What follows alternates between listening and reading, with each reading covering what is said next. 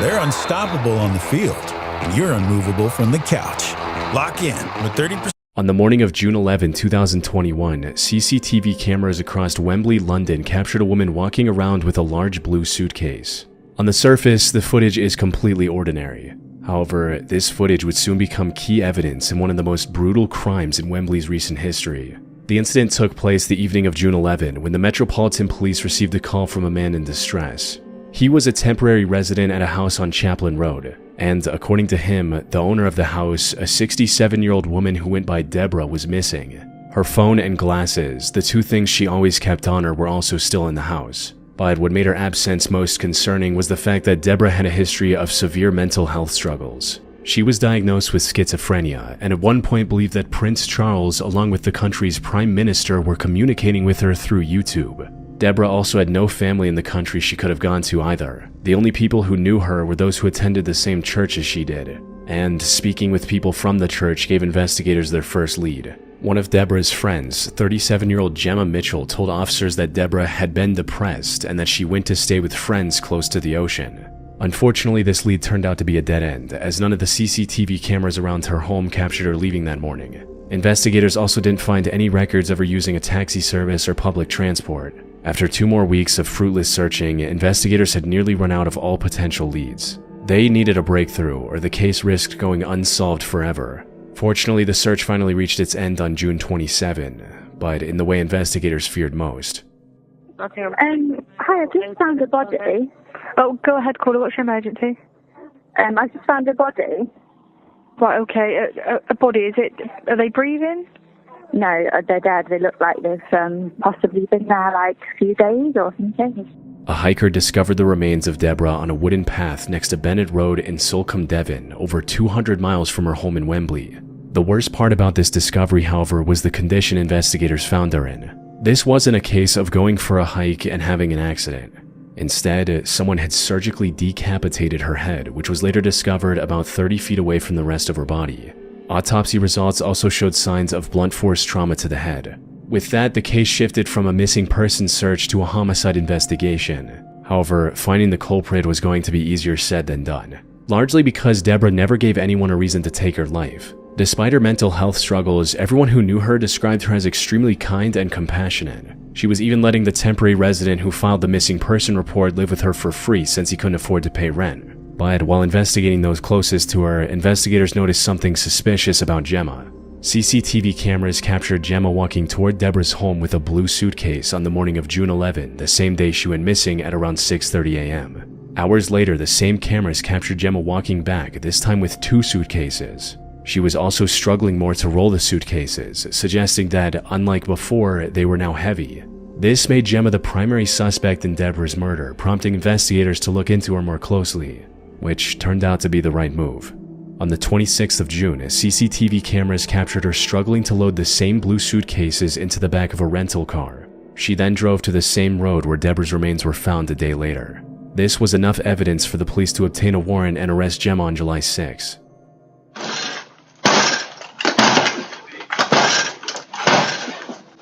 Police! Hello there. Hello, how are you? Yeah, good. Would you answer? Sorry, what's your name? Sorry, we're asleep. Are you Gemma? Yeah, I Okay, Gemma. Just could you hold a second?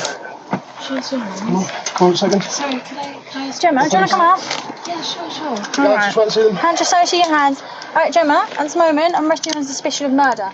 Gemma didn't even try to plead her innocence and went with the officers without any resistance, almost as if she was already expecting them to some extent. She also remained silent at the station, answering every question with a cold no comment. But now that she was under arrest, authorities were able to search her home, and it wasn't long before everything became clear. You see, Gemma lived with her mother in their home on Brondesbury Park. The house was worth over £4 million, but it was in rough shape. So they hired a contractor and paid him over £230,000 for the renovations. Unfortunately, the contractor ran away with the money, leaving Gemma and her mother with an incomplete home and no money to fix it. That's where Deborah stepped in. She knew Gemma from church and considered her a friend. So after learning about her struggle, Deborah offered to pay over £200,000 for the renovations. However, in early 2021, Deborah was admitted to a mental facility where she received treatment for her schizophrenia. This treatment seemed to be very effective as she was now thinking a lot more clearly. It also resulted in her reconsidering her offer to Gemma and withdrawing it completely by early June. She instead told Gemma to sell the house and use the money to live a good life. Phone records revealed a message she sent to Gemma on June 8 reading, "Until you sold house, I won't want you to come to me or my house. I'm stressed to the core." However, Gemma did not take this kindly, and on the 11th of June, she went to Deborah's home with the intention of ending her life. After committing the crime, she stuffed Deborah's remains in the suitcase and brought it back home, which is why it looked much heavier on the way back, before disposing of her remains in Solcombe 2 weeks later. Her true motive also came to light when investigators discovered a forged will in Gemma's home, naming her and her mother as the sole beneficiaries of Deborah's entire estate. All of this was more than enough evidence to convict Gemma. She stood trial on October 2022 and was sentenced to life in prison with a minimum of 34 years behind bars. Open a Chime checking account in 2 minutes and get paid earlier to enjoy a festive spring. Apply now. On July 7, 2021, 23-year-old Chandler Halderson went to the local sheriff's office and filed a missing person report for his parents, 50-year-old Bart and 53-year-old Krista. According to Chandler, the two had gone to their family cabin in White Lake on July 2nd to spend the weekend. The last contact he had with them was a message from Krista writing, "Made it safely, can't get anything through, and yes, it's packed. Going to White Lake today for the parade, and we'll come home Monday night/Tuesday early. Love you lots." It was Wednesday now, and the two had still not returned. Their phones were also going straight to voicemail, leaving Chandler with no way to determine their current whereabouts. Now, the simplest explanation was that they simply decided to extend their stay, and that they weren't able to inform Chandler because of the bad cell signal at the cabin, which was a known issue. However, this was completely out of character for them. Bart was extremely punctual and responsible, and Krista was on the verge of losing her job if she didn't return soon. Chandler was understandably worried about the safety of his parents. To make matters more complicated, they didn't go to the cabin on their own. Instead, they were apparently picked up by friends that Chandler didn't know about. Officers quickly began looking for the couple while Chandler reached out to local media, hoping someone with information on Bart and Krista might come forward. The most obvious place to look for them was the cabin, but when officers arrived at the location, they were surprised to see it completely empty. They had to break open the front door only to find zero signs of recent activity.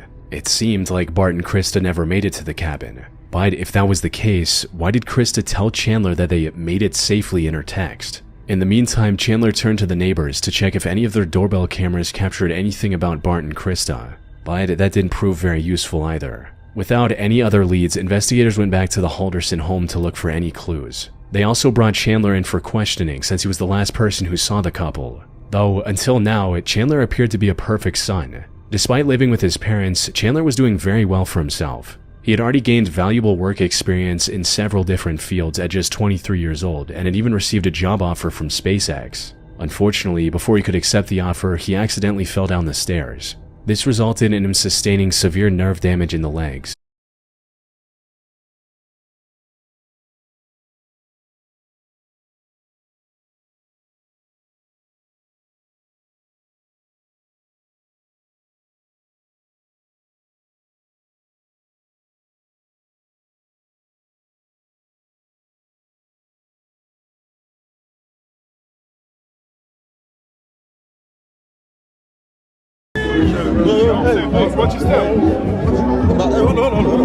Now hit that like button, but they watching. Even though they don't leave no comment, but they watching. Even though they don't hit the subscribe button, they watching. They still watching.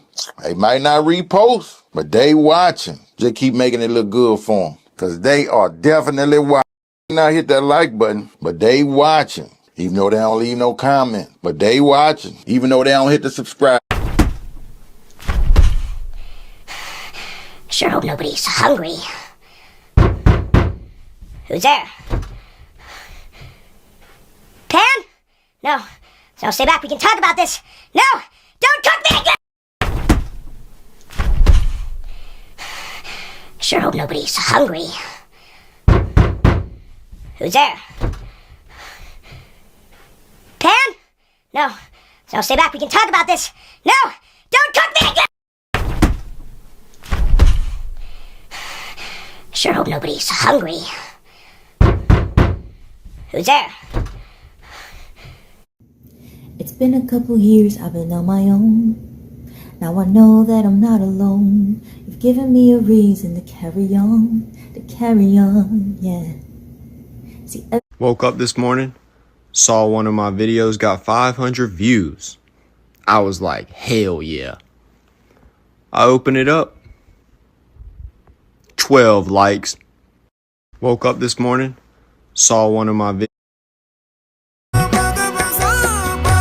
Woke up this morning, saw one of my On the law, rhymes doper than diamond tap for people sick with a cough. Through my belief in hearing the faith, election is called. Yo, the explanation of how I'm escapading, about as deep as an excavation. Concentrate, yo, concentrate on this conscious awakening. Ancient minds, or is Maya an ancient expression for illusion in the Sanskrit? Peep the connection. On the law, rhymes doper than diamond tap for people sick with a cough. Through my belief in hearing the faith, election is called. Yeah. Hey yo, feel my struggle, right, yo? Hey yo, just cause a nigga say he ain't on that, don't mean he ain't with that, yo. Like, just cause a nigga ain't trying to get into that, don't mean he ain't built for that. You feel what I'm saying? A lot of y'all be confusing the two. A lot of y'all confuse somebody that's... Don't you wanna dance? Don't you wanna dance? Don't you wanna dance? Don't you wanna dance? Don't you wanna dance? Damn, I do. You and your friends, you ain't got no mans, you ain't got no plans. Don't you wanna dance? Hey, hey, hey. I hope you ready to pay.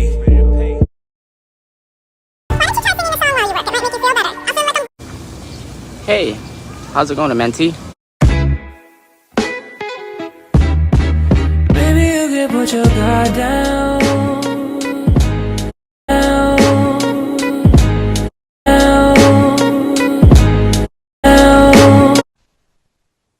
I'm a praising the good, I'm a praising the bad. Why?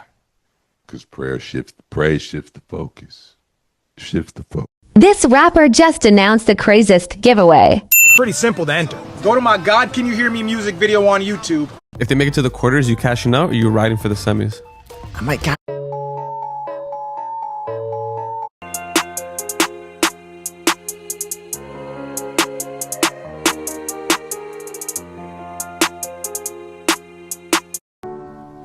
Listen, the truth is, you're not going to finish with a lot of people that you started with.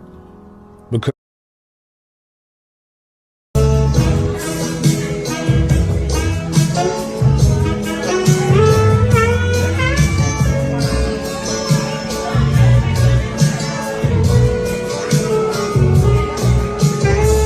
Stop scrolling! This video isn't for regular viewers. It's only for creators who still haven't hit the 10 million views.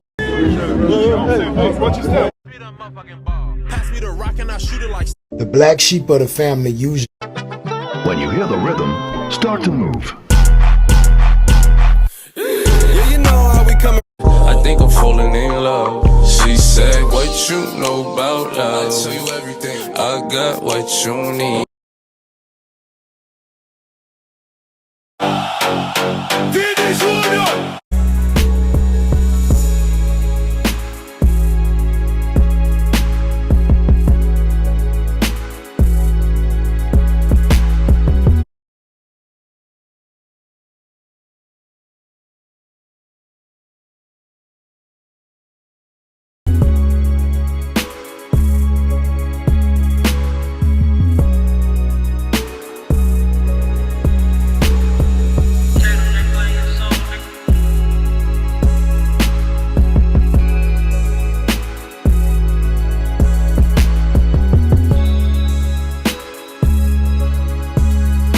This all-you-can-eat lobster needed for YouTube monetization.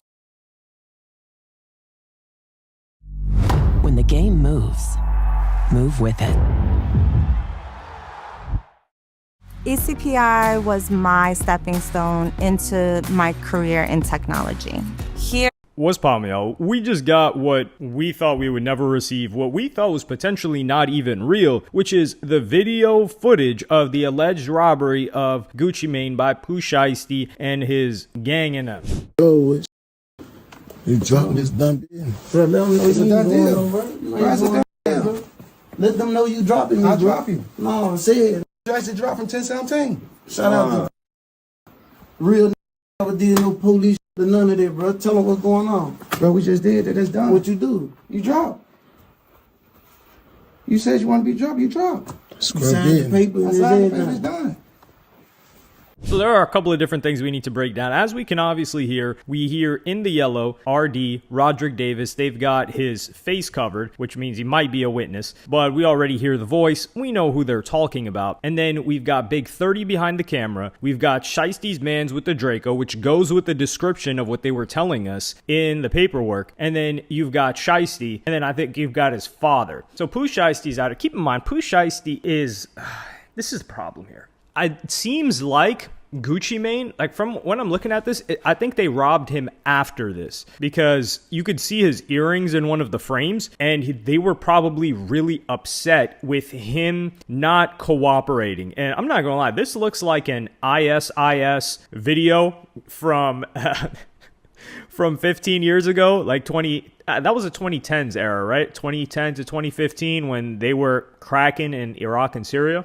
And they were having these videos, these hostage videos. That's what it looks like here. Some people are saying that, yo, Gucci Mane, man, he doesn't look scared. He just, well, what does scared look like? Do you expect him to be shrieking? Like there's a Draco right next to you. He's probably in shock and he's handling the situation calmly. So respect to Gucci Mane for handling not a traumatic situation, I don't want to call it that because he's been through a lot worse, but a high stress situation and an unexpected situation in the way that he did. And I mean, he probably thought he was safer with the security. So when Gucci Mane walks towards the guy with the gun, I think he knows, like, yo, these guys are not going to shoot me right here. There's no way. But you see Big 30 move the camera with him. And then he gets the gun in the frame. So I think it was his intention for them to get this cut up video of Gucci Mane with the gun so people see like, yo, I'm not just saying this just to say it. And there are a couple of people that are saying like, yo, Gucci Mane couldn't sign him out of his deal. Atlantic is the one that signed Pooh Shiesty. I don't believe that's the case. Obviously, we don't have the real paperwork, but Gucci Mane signed Pooh Shiesty, and he has a joint venture label deal with Atlantic Records for distribution. So in this scenario, you usually have full control and can do whatever you want. It's like when TDE was with Interscope, I think, for a long time, or you had QC, the label. They were with Motown, I think it was, or Capitol. They moved around a little bit, but Coach K and P were able to operate their label however they wanted. They could sign whoever they wanted and they could drop whoever they wanted. The label just offered like label services. So Pooh Shiesty, I believe he was correct in going to Gucci Mane here. But you see this and you think, what was Pooh Shiesty thinking? And my thought is like, he's not as dumb as everybody thinks because he wanted a video where Gucci Mane was like, hey man, I'm with Pooh Shiesty and he's dropped from his label. And you've got Gucci Mane that's like, yo, I can't just say that out loud in a way that people think I'm serious. So I think he had some cause for concern for Shiesty getting dropped. Now the problem here is too, Pooh Shiesty, it's almost like kid that believes in Santa Claus and he's finding out that, yo, Santa Claus ain't a thing. Tooth Fairy ain't a thing. Sorry to burst anybody's bubble who may be an adult that believes in that. But he's like, man, you see, you gangster never did nothing, never did no telling, never did no police stuff. And this is hilarious. Now, keep in mind, this is before the robbery, from what I'm gathering. Maybe they robbed him of something and then they took his earrings and whatever the case may be. But I think Shiesty is like, yo, listen, you just got to take it on the chin, right? Like all I did was get myself signed off of your record label and I did it in a gangster way. You should respect that. And then, I don't know, come Get It Back in Blood, which funny enough, he's the guy that was on the song Get It Back in Blood. And he was on there with Dirk, who's also in federal, he's in jail right now awaiting his trial. Which, yeah, jeez, that's been a very long time. So he thinks that, yo, Gucci Mane, no way he tells. And then I think he got so angry that he robbed him after because he's like, yo, this guy's not complying. And then after the robbery, there's no way that he thought, yo, this guy's not going to tell. He probably thought like, man, Gucci Mane would never tell. We just going to have to, up how much people is around me while this is going on. Keep in mind, you've got father-son duo right here. The father's involved in this. You would think somebody has some sense because I don't know his father father's history, if his father's been locked up before, but we know his father's free now. So if his father has been locked up before, you would think father's what, the 40s, 50s, who knows how young he had Pooh Shiesty. He should be like, yo, this is a terrible idea. We can't do this. But they go through with it anyway, and he's involved. And the World Cup starts in 1 week, and there is one country that not enough people are talking about. On Polymarket, France is sitting at 18%, Spain, this is Big 30's video. And some people were saying, like, yo, they're inclined to believe that Big 30 is telling. I don't know. I don't want to put that out there. I wouldn't have booked Big 30 as the guy telling. But we would get a little bit more detail into Pooh Shiesty from Sean Cotton's mans of Say Cheese, who had actually met Pooh Shiesty and had talked to him before he came home. That's that Memphis. That's that Memphis. Yeah. No emotion at all. Like, no, just do it. So when you met him, he didn't come off as cocky, chest out, or none of that? Bro, when I met him, it seemed like he was rehabilitated. Like, man, I'm on a whole new route. Whoop. Like, but why did he mention the 10 million? Cause I said so, like, cause I asked him, I said, so, you know, how you and Gucci? He like, man, I ain't gonna lie between me and you. And he told me like 10 million, but you know, it's good. I'm gonna recoup all that. So he was positive about it. Yes. He like, you know, it is what it is. But in the back of his mind, it was some all other bullshit. Probably Gucci said some shit to him, right? Probably so. Cause did you see the text messages that leaked with the six 30s? I need 6 30s. You didn't see that? Wow. It was a text message that leaked, and in the group chat, he was like, man, I need 6 certified members for when I pull up. Oh, yeah, I did see that. I did see that. So I did see it probably went south. Probably so. But see, when he told me that Gucci, he like, you know what it is. What did I do, man? Are you stopping me because I'm a trans woman? Lexi? Hi. Nope, we're good. Turn on. Yeah, his out. These officers saw something they will never be able to unsee. But that's just the beginning.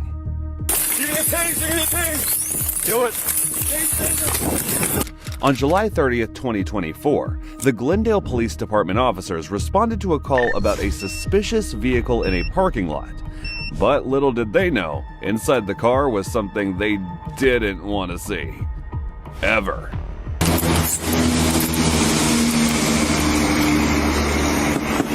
Police. Police. What's going on today? What's going on? Hold on, just keep the car off, please. I'm sorry.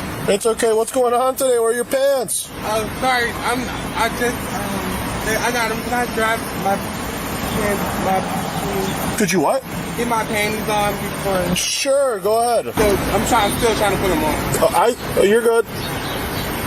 No in the car? No. Okay. Hold on 1 second. I'm good now. Okay. All right, real quick. Just don't answer that for now, okay? Please. Yeah. You have your driver's license on you? Yes, I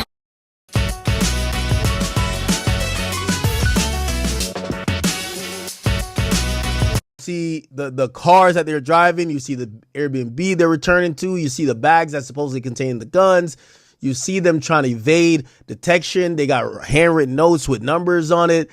Like, any excuse they could have, like, oh, well, I didn't have my phone with me, or I wasn't there because my phone wasn't there. Well, you wrote a list of people to call on somebody else's phone. Insane, chat. Fucking insane. Stay ready. All right. I don't think we need any breakdown beyond that. I think that was a proper understanding of what the fuck happened. Okay, so let's get to this David thing real quick. So there is now a autopsy that got revealed.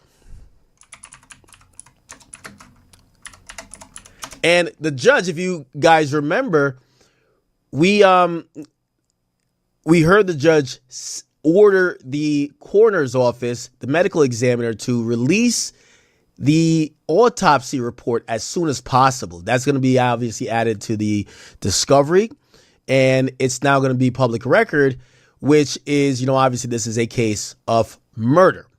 Okay? Now, should I play this or should I just read it? I'll play Law and Crimes. Now, some of these details Breaking are kind of news, disturbing. the autopsy report for Celeste Rivas Hernandez in the David murder investigation has just been released. Welcome to Sidebar, presented by Law and Crime. I'm Jesse Weber. Okay, so thanks for joining us here on this breaking sidebar. As I mentioned right here, this is what we've been waiting for in the David investigation, in the Celeste Rivas death investigation. This is the coroner's report. So it just came in, right? So after David was arrested, after he has been charged with the death of, charged with the murder of 14-year-old Celeste Rivas Hernandez. This is what we've been waiting for, the cause of death. This has been sealed for months, and this is providing a lot of details. I'm going to tell you right now, it is very difficult to read through this. It is gruesome, but this is going to be a key point for both the prosecution and the defense. We know that Celeste's body, the body of this 14-year-old girl, was found in the trunk of a Okay, let's get on with it. Rivas Hernandez was discovered at 1100 hours on September 8th, 2025, in the front trunk of a vehicle in a tow yard in Los Angeles, and death was pronounced by a detective with the LAPD. A deputy medical examiner conducted an examination of Ms. Rivas Hernandez on September 10th, 2025, at the DME's Forensic Science Center. The cause and manner of death were determined December 9th, 2025. A court order initiated by the LAPD previously prevented the DME from releasing its findings. And this is the statement of Chief Medical Examiner Dr. Ode Ukpo. After several months, I am grateful this information can now be released not only to the public, but also to the grieving family enduring loss.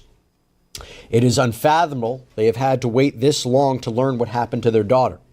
The transparency of the information contained in our findings and reports is essential for empowering the community to make informed changes, to effectively reduce fear and allowing the community to take informed action.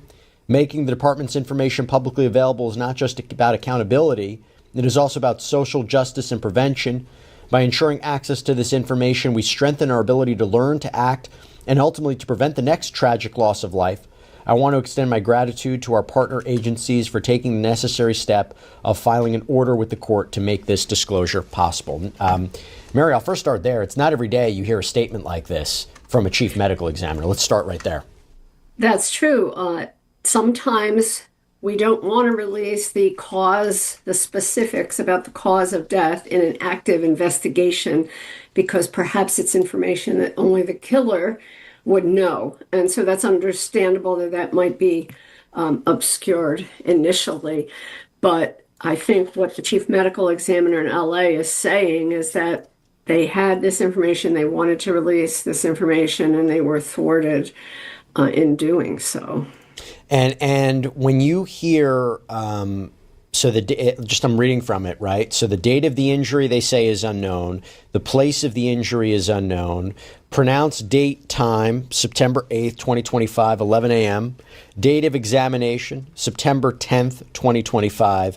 And it was completed, right? So December 9th, 2025. Is that time span typical? I think from September to December, that's reasonable because they're awaiting certain specialty ancillary tests, such as toxicologic examination. And it's much harder to do on a decomposing body than if it were fresh deceased. So the fact that that takes a couple months to get that information so that that's part of the whole picture of, what happened to this poor teenager, that's reasonable. And just to be clear, as we talk about this, David. All right. Okay. We have the entire thing here, so we're gonna break it down ourselves. I like Law and Crime, but we want to get straight to the shit. Give me 1 second. Chime exists to help everyday Americans make it. When you get paid on your terms, your world opens up, and your people start to find you. That's when you're making it. Download the Chime app today.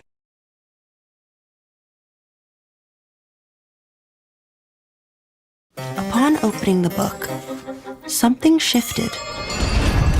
And as she read, her thoughts rearranged. Explore your story.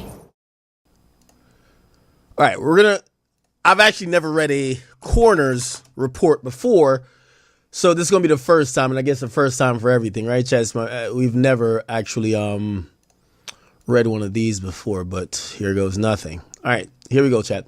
So this is the County of Los Angeles Medical Examiner report, and her name is Celeste Abigail Rivas Hernandez. Obviously, she was 14 years old at the time of her death, and the cause of death is being ruled as multiple penetrating injuries, homicide. Is how many injuries they're saying is with objects. Now let's see if we could. There's a summary and there's a narrative. The medical report summary is. Can you guys see this? Gotta make sure you guys can see it. There's 2 penetrating wounds to the torso. The right abdomen, there's an injury to the liver, and the left chest with a penetration of underlying intercostal space and cortical disruption in the adjacent ribs. Okay, so it kind of looks like they're kind of saying stabbing, right? But like stabbing to vital organs, it appears, right? 2 penetrating wounds. So right abdomen, I guess liver would be here. I'm kind of flipped, so like here if you're looking at it. And then left chest would be like maybe like down if they're saying to the ribs, like left chest to the ribs. So I guess they're kind of other findings: bilateral dismemberment of upper and lower extremities, okay, and multiple additional skin defects. And then we're gonna see toxicology reports, so we got to make sure we see that. All right, here's the narrative. She was found decomposed, and the autopsy was limited by extensive post-mortem changes. There are 2 penetrating wounds. Okay, the wound on the abdomen penetrates the liver, and the wound on the upper chest penetrates the space in between and will be adjacent to the cortical surfaces by the ribs. The left lung does appear intact. Okay, cool. All right, we're trying to simplify this a little bit, chat. Trying to simplify this, okay? So this is exactly what a coroner is going to release, and this is 12 pages, okay? Prior post is also really invasive, so again, trigger warning. Also, remember we're speaking about a child here, so we might see or get a little bit more info than we care to really know, but this is all in the understanding that we are kind of like looking into a crime, no other shit, okay? All right, post-mortem procedures, they did radiology, there is no donation, and they did not prepare the body for any mortuary, so they didn't... Now on Uber Eats, get all your game day favorites with 30% off groceries from Kroger. Like guac. The movie opens with a breathtaking orchestral performance where every eye is fixed on the lead violinist, Layla, as she flawlessly plays her violin. But in the middle of the performance, something strange happens. She notices a little girl standing in the audience staring directly at her. The sight completely throws her off. Her hands begin to shake, and instead of producing beautiful music, her violin lets out unpleasant sounds. She looks back, but the little girl is gone. A moment later, the child suddenly appears much closer and quietly says something to her. What happened to your hand? Confused, Layla looks down and discovers that one of her hands has become old, twisted, and badly deformed. Terrified, she screams and suddenly wakes up. It was only a nightmare. A friend tells her she's been practicing non-stop and deserves a break, but Layla reminds them she has an important audition coming up. Her friends refuse to take no for an answer, and the following evening, she's back at her favorite cafe working on a new piece of music when she notices a handsome stranger sitting nearby.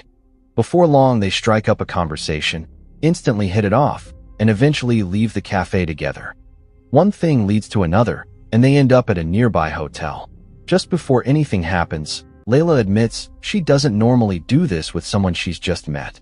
The man tells her there's no pressure and they can always meet another time, but after thinking it over, Layla decides to take the chance. The next morning, she wakes up alone. The mysterious stranger is already gone, leaving behind a handwritten note thanking her for the unforgettable night. At the bottom of the note is his name, Marcus. Later, we're introduced to Layla's everyday life as a music teacher.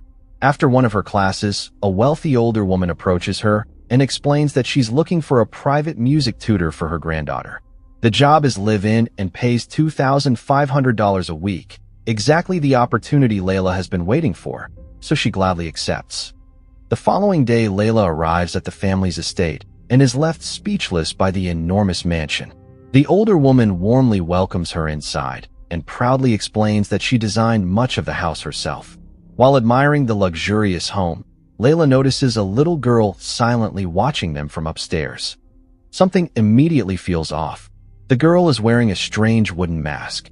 Honestly, that would have been my very first red flag. The older woman introduces the child as Zuri, but when Layla smiles and waves, Zuri simply stares back without saying a word. Almost as if she doesn't want Layla focusing on the little girl, the older woman quickly changes the subject and invites her for tea. During their conversation, she asks Layla a few personal questions before explaining the strict rules of the house. Afterward, she introduces Layla to her pregnant daughter, Imani, who's quietly exercising beside the swimming pool. Layla politely reaches out for a handshake, but Imani barely acknowledges her before returning to her meditation. Yep, another red flag. As they continue the tour, the older woman explains that Zuri is Imani's daughter from her first marriage. Her late husband, Reg, was once a famous musician whose life reportedly fell apart because of drug addiction before he died. Imani has since remarried and is now expecting a baby with her second husband. Before officially moving into the mansion, Layla spends a little more time getting to know Zuri. She finds the little girl quietly playing the piano while her grandmother tries to convince her to remove the strange wooden mask. Zuri refuses, so instead of forcing her, Layla sits beside her and starts playing along. Within minutes, the two create a simple melody together, and an instant bond begins to form. Even then, Zuri keeps making strange cryptic comments that don't seem to make much sense, leaving Layla slightly unsettled. Before leaving, Layla encourages her to create the music she truly wants to hear, and for the first time Zuri genuinely seems interested in someone.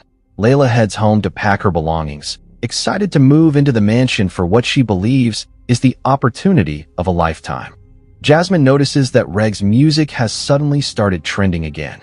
Considering the family is offering Layla $2,500 every week with free accommodation, the entire job feels almost too good to be true. Still, Layla has no choice. She's drowning in debt and desperately needs the money. She also admits she already feels an unusual connection with Zuri, and Jasmine points out that the little girl reminds her of her late younger sister. A brief flashback gives us a glimpse of Layla's painful past and explains why she bonded with Zuri so quickly. Soon Layla arrives at the estate with her luggage. A stern chauffeur collects her car keys and briefly pauses after noticing the small doll hanging from her keychain before walking away. A housemaid named Femi then takes her to the guest house, explaining that it used to be a recording studio and that the walls are completely soundproof. Honestly, that would have been another red flag for me. Femi explains that everyone in the house has a specific role and no one interferes with anyone else's responsibilities before leaving Layla to settle in. Excited about her fresh start, Layla throws herself onto the bed and thanks God for the opportunity. Unfortunately, the moment she looks up, Send professional invoices and get paid faster, all with the QuickBooks mobile app. Easily create and send in. Zuri is silently standing there watching her. Layla gets up to greet her, but without saying a word, Zuri simply turns around and walks away. Over the next few days, Layla settles into life at the mansion. Besides teaching Zuri, she also becomes her nanny, taking her to school, picking her up afterward, and slowly earning the little girl's trust. Then one morning, everyone gathers for breakfast. Layla serves Zuri's food, but before she can eat, Imani questions what's been prepared. After the grandmother approves the meal, Zuri finally removes her wooden mask, allowing Layla to see her face for the very first time. Just then, Marcus returns home from a business trip. The moment Layla realizes who he is, she completely freezes. It's the same man she spent the night with before taking the job. Panicking, she accidentally puts on Zuri's mask instead of serving breakfast, leaving everyone confused. When she finally walks over to Marcus, her hands begin shaking so badly that she drops the entire plate onto the floor. While Imani becomes irritated, Marcus quickly brushes it off as a simple accident. Later, Layla rushes back toward the guest house, but Marcus stops her outside. Layla immediately says she's quitting, but Marcus begs her to stay, explaining that the family already trusts her, especially Zuri. He even offers to double her salary if she remains in the house. Before they can finish talking, they realize someone has been listening. It's Zuri. Thinking quickly, Marcus claims they were only discussing preparations for Imani's baby shower. Although Zuri seems confused, Layla reluctantly plays along until Marcus leaves. Once they're alone, Zuri quietly tells Layla she doesn't really need help planning the baby shower, unless Layla is actually the one who needs help. That mysterious comment leaves Layla even more unsettled.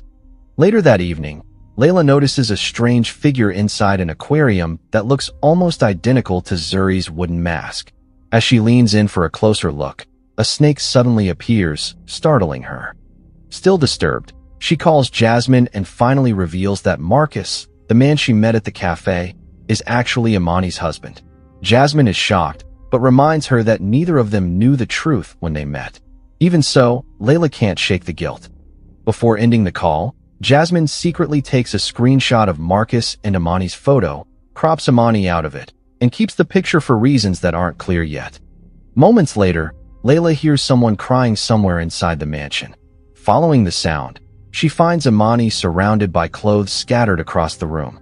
The moment Imani notices her, she quickly wipes away her tears and pretends everything is fine. The unsettling encounter ends with Imani warning Layla that true love is one of the most dangerous things in the world. Imani's questions about love become even more unsettling, leaving Layla completely uncomfortable. Then, as if nothing happened, she asks Femi to gather the clothes for charity and calmly walks away. While helping sort the clothes, Layla notices a beautiful red dress. As she tries to fold it, she realizes it's caught inside a suitcase. Curious, she opens it and discovers an old photo album filled with pictures of Imani and her late husband, Reg, looking deeply in love. Hidden beneath the album is a gun. Realizing she's seen something she was never meant to find, Layla quietly puts everything back exactly as it was. Later, during another music lesson, Zuri suddenly plays a hauntingly beautiful melody on the piano. The moment she hears someone approaching, she immediately pretends she doesn't know how to play. Layla reassures her it'll remain their little secret, so Zuri quietly locks the door before continuing the song. Layla joins in, creating a beautiful duet. When the music ends, Layla tells her the melody sounds incredibly sad, and Zuri quietly admits it makes her feel less alone. Concerned about the little girl's well-being, Layla later suggests that Zuri should spend more time with children her own age instead of living such an isolated life. She also tells Miss Jelani that the wooden mask feels more like a shield than a costume. Miss Jelani admits Zuri has been wearing it less since Layla arrived, and thanks her for bringing happiness back into the child's life before inviting her to the family's formal Friday dinner. The next morning, Marcus asks Zuri to translate a few Korean sentences while Layla writes everything down. As the translation continues, Layla slowly realizes Marcus is secretly expressing his feelings through the words. Before school, Zuri surprises her by handing over the wooden mask and walking inside without it for the first time. As Layla watches her leave, she notices a mysterious woman standing nearby, silently watching them. That evening, Layla discovers a dress waiting in her room. It's the same red dress she admired earlier, so she wears it to the family dinner where everyone immediately notices. The following day, while Layla and Zuri are spending time outside, a bee suddenly stings Zuri, triggering a severe allergic reaction. Panicking, Layla races inside to grab the emergency allergy pen. As she searches, painful memories of losing her younger sister come flooding back, explaining why she's so terrified. Thankfully, she returns just in time and saves Zuri's life before the family doctor later confirms she's going to be fine. Although everyone is relieved, Imani completely loses her temper and blames Layla for taking Zuri outside in the first place. She angrily corners her until Miss Jelani steps in before the situation gets even worse. Later that night, Zuri quietly thanks Layla for saving her life and apologizes for her mother's behavior. Not long afterward, Layla hears music coming from the old recording studio and decides to investigate. Inside, she finds Marcus waiting for her. He shows her around the studio and reveals that it once belonged to Reg, who wasn't just Zuri's father, but also his closest friend. As they talk, Marcus apologizes for Imani's behavior after the bee incident, and the conversation soon becomes deeply personal. For the first time, Layla opens up about losing her younger sister, revealing that she died from a severe asthma attack in her arms before help could arrive. Overcome with emotion, she breaks down in tears, and Marcus comforts her. For a brief moment, it seems like they're about to kiss before the music suddenly stops, bringing both of them back to reality. Layla returns to her room hoping to clear her mind, but the moment she steps out of the shower, Marcus is already waiting. Unable to hide his feelings any longer, he admits he hasn't been able to stop thinking about her since the day they met.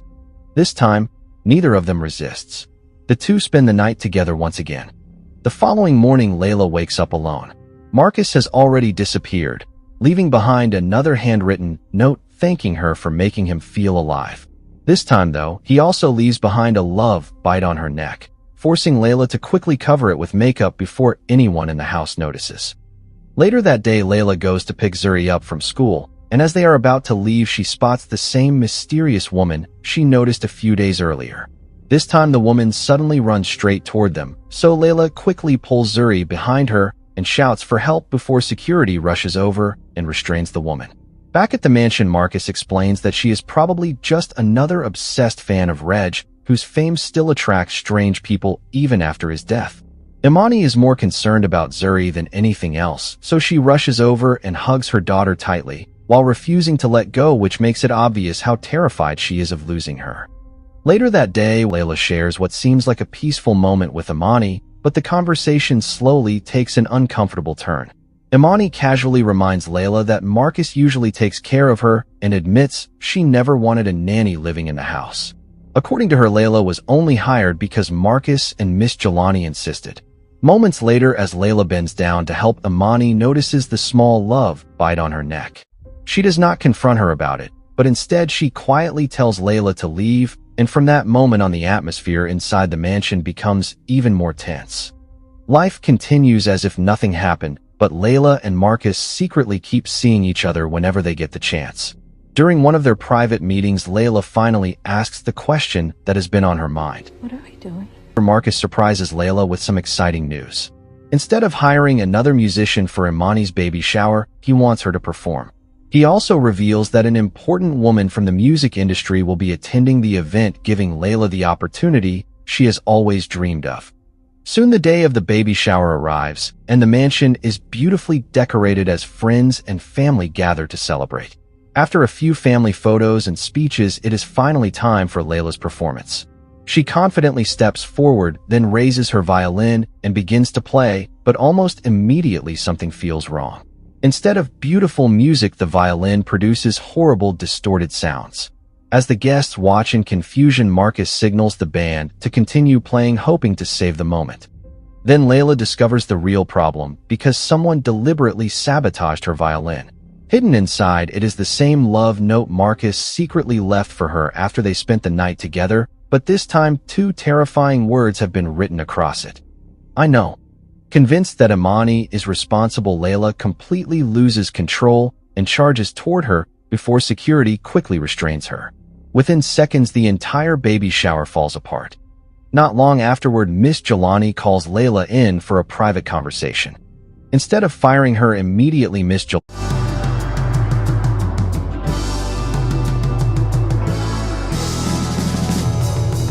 Jelani gives her one final responsibility. Layla has just 1 week left in the mansion, and her only job is to prepare Zuri for her upcoming music recital. After that, she will have to leave for good. Femi quietly gives her one final warning, saying that the house either destroys people or turns them into someone wicked. Later that night, Jasmine finally discovers the identity of the mysterious woman who attacked them outside Zuri's school. The woman turns out to be Reg's mother. The following day, Layla and Jasmine go to meet her, and she reveals something shocking. She refuses to believe Reg died from a drug overdose, and instead, she is convinced he was murdered, and she believes Imani is responsible. She explains that Reg left everything to Zuri before his death and secretly hid a trust somewhere inside the mansion to protect his daughter's inheritance. Before they leave, she begs Layla to find it before anyone else does.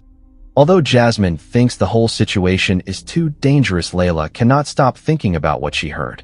On the drive back, unknown to Layla that there was a tracker at the back of her car, she listens to one of Reg's old songs and suddenly recognizes one of the strange phrases Zuri whispered to her the very first day they met. That is when everything finally clicks regarding the snake and the aquarium and the strange object that looks exactly like Zuri's wooden mask. Layla immediately rushes back to the mansion and quietly reaches inside the aquarium. After retrieving the strange object, she examines it more closely and discovers a hidden compartment. Inside is a tape. Realizing she may have just uncovered the family's biggest secret, she quickly slips it into her pocket. After retrieving the mysterious tape, Layla quietly heads toward the exit, but before she can leave, she hears voices coming from another room. Recognizing Marcus and Miss Jelani, she carefully listens from outside, and their conversation immediately confirms her worst fears. They are desperately trying to find out what Zuri has told Layla and how much she already knows. Then the discussion takes an even darker turn when Miss Jelani reminds Marcus that she already gave him what he wanted, which was a son. Only then does Layla realize that Imani's unborn baby is a boy. Moments later, she witnesses something even more horrifying because Marcus and Miss Jelani become far too intimate with each other, which reveals that Marcus is not only having an affair with Layla, but he is also secretly involved with his own mother-in-law. Completely horrified, Layla quietly slips away before they notice she is there. Back in her room, she hurriedly packs her belongings, then grabs the mysterious tape and messages Jasmine to let her know she is leaving the mansion for good. But just as she is about to leave, Marcus suddenly appears. Thinking quickly, Layla lies and says she is only going to meet Zuri for one final music lesson before her last day. Marcus stares at her for a moment before taking her violin case and calmly telling her that everyone is waiting for her in the kitchen. Soon the family gathers for dinner where Marcus and Imani and Miss Jelani are all present. Although Miss Jelani warmly offers Layla a glass of wine, she politely refuses. Even before anyone says a word, something about the atmosphere feels completely wrong. As dinner begins, Miss Jelani calmly asks whether Zuri has ever spoken about her biological father. Layla carefully answers that Zuri rarely talks about him, except for the wooden mask he gave her and his love for African history. She even adds that Zuri now sees Marcus as her father. For a brief moment, it seems they have accepted her answer, then suddenly Marcus slams his hand on the table. The family reveals they already know Layla secretly met Reg's mother. They demand to know what she told her and whether she found anything inside the mansion. Layla tries to deny everything, but the drug secretly slipped into her drink has already begun taking effect. At that very moment, Imani suddenly collapses onto the table, and only then does Layla realize both of them have been drugged. Barely able to stand, Layla tries to escape, but she is already too weak. Before she can reach her phone, Miss Jelani stops her and orders the guards to search her belongings. Within moments, they discover the hidden tape inside her violin case. Now the family has no reason to keep pretending, so Miss Jelani finally reveals the truth. From the very beginning, everything was carefully planned. Marcus never met Layla by accident because their meeting at the cafe and the flirting and the one-night stand were all orchestrated to lure her into the family. She explains that before Reg died, he left everything he owned to Zuri. His fortune and his inheritance and everything else belonged to her, which meant Marcus and Miss Jelani and even Imani's unborn son would receive nothing. So they needed someone Zuri would trust and someone Imani would eventually see as the perfect enemy. That person was Layla. Marcus seduced her on purpose because they wanted an affair and they wanted Imani to become suspicious so everyone would believe Layla was the problem. Then Miss Jelani reveals the final stage of their plan. After Layla left the mansion, everyone would believe she became obsessed with Marcus. They would say she endangered Zuri and attacked Imani at the baby shower and even ignored medical warnings about the little girl's deadly allergy. According to their story, Layla would eventually poison Zuri, then write a confession in her own handwriting and take her own life out of guilt. Everything had already been prepared, including the fake suicide note. By now, the drug has almost completely taken over Layla's body. Unable to fight back, she finally realizes the horrifying truth that she was never hired to be Zuri's music teacher, but she was chosen to become the perfect scapegoat instead. Layla slowly wakes up in the back seat of a car, still weak from the drug they slipped into her drink. The family driver is taking her to a river where they are planning to dump her inside her own car and stage everything as a murder-suicide after framing her for Zuri's death. Pretending to stay unconscious, Layla notices an epinephrine pin tucked inside the driver's door. The moment he turns his back, she stabs him in the eye, then fights him off after a brutal struggle and steals the family car to race back to the mansion, because she is not leaving without Zuri. Loving, loyal, Fiery. Choose a vision. Brave, loyal, very powerful. It already stinks not being able to see clearly, so getting contacts should be easy, and with 1-800-CONTACTS, it always is. No more waiting for days. 1-800-CONTACTS has millions of...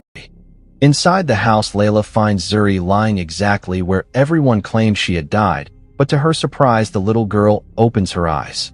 Zuri reveals that she trusted Layla's advice to always follow her instincts, so she secretly ate only a few bites of the poisoned food before hiding the rest beneath her wooden mask, knowing no one would think to look there. Realizing there is still hope, Layla tells Zuri to hide while she searches for Imani.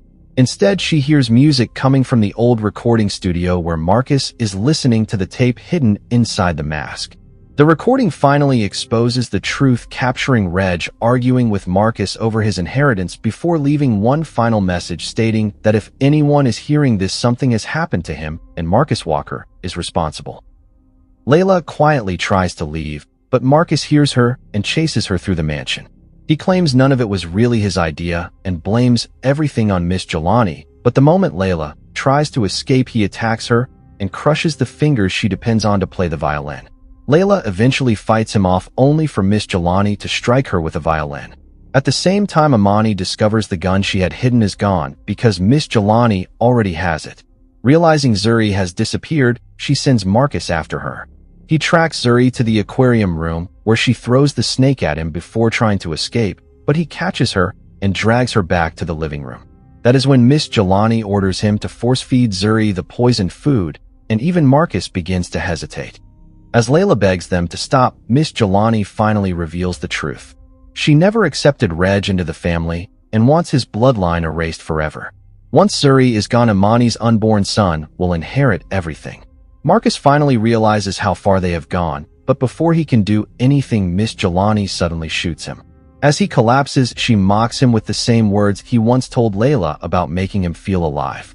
Just then, Imani finally makes it downstairs, still weak from the drugs. Seeing an opportunity, Layla shouts for Zuri to run before tackling Miss Jelani. The two wrestle over the gun as several shots ring out, striking the massive chandelier above them. Seconds later, it comes crashing down. Layla rolls away just in time, but Miss Jelani is crushed beneath it, bringing her reign of terror to an end. Not long afterward, police and paramedics swarm the mansion. By the time everything is over, only Layla and Imani and Zuri survive. Sometime later, life has finally begun to heal. The movie ends with Zuri confidently performing a piano recital before a packed audience, while Layla and Jasmine and Reg's mother proudly watch from the crowd. As everyone applauds, Layla briefly thinks she sees Miss Jelani standing among the audience. She looks again, but the old woman is gone. It was only a haunting reminder of everything she survived. Layla smiles, then turns back to the stage and applauds alongside everyone else as the movie comes to an end. Thank you for watching WorkCaps. If you enjoyed this recap, make sure you hit that like button, subscribe to the channel, and turn on notifications so you never miss our next video. See you in the next one. Terrible things can happen to those of us careless enough to disrespect our ancestors.